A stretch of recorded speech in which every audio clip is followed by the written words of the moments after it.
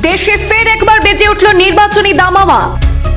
আসাম, পশ্চিমবাংলা সহ দেশের 5 রাজ্যে একসঙ্গে হবে বিধানসভা নির্বাচন। আগামী 9 এপ্রিল আসামে এক দফায় ভোট, গণনা 4 মে। পশ্চিমবাংলায় হবে 2 দফায় ভোট, 23 এপ্রিল এবং 29 এপ্রিল। এই 2 দফায় ভোট হবে পশ্চিমবঙ্গে, গণনা হবে 4 মে।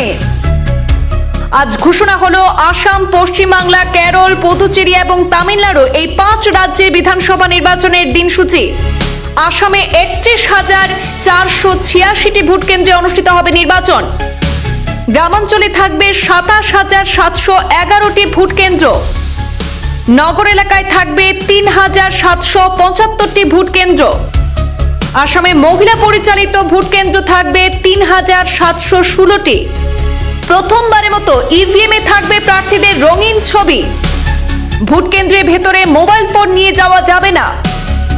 ভোট কেন্দ্রের বাইরে ভোটারদের রাখতে হবে তাদের মোবাইল ফোন। কেউ যদি ভোট কেন্দ্রে মোবাইল ফোন নিয়ে যায় তাহলে তাকে ভোট প্রদান করতে দেওয়া হবে না।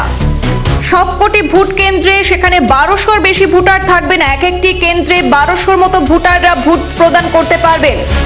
ভোট কেন্দ্রে পানীয় জল সহ প্রয়োজনীয় সমস্ত রকমের ব্যবস্থা থাকবে। দিব্যাঙ্গ এবং বয়স্ক ভোটারদের জন্য থাকবে বিশেষ সুবিধা। 100% ওয়েবকাস্টিং হবে প্রতিটি ভোট কেন্দ্রে।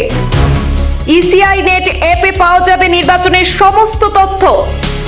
ভোট সংক্রান্ত বিভ্রান্তিকর সংবাদ প্রকাশ করলে গণমাধ্যমের বিরুদ্ধেও ব্যবস্থা গ্রহণ করা হবে বলে আজ সাংবাদিক সম্মেলনে জানিয়ে দিয়েছে ভারতের নির্বাচন কমিশন।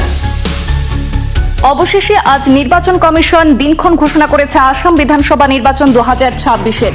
সাংবাদিক সম্মেলনে বিস্তারিতভাবে জানানো হয়েছে, নির্বাচনী অধিসূচনা জারি হবে আসামে 16 মার্চ থেকে। প্রার্থীদের নমিনেশন দাখিল অর্থাৎ মনোনয়ন দাখিল করা শুরু হবে 23 মার্চ।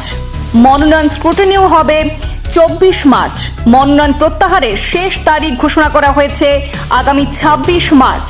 তারপর 9 এপ্রিল ভোট প্রদান শুরু হবে আসামে এবং ফলাফল ঘোষণা হবে আগামী 4 মে।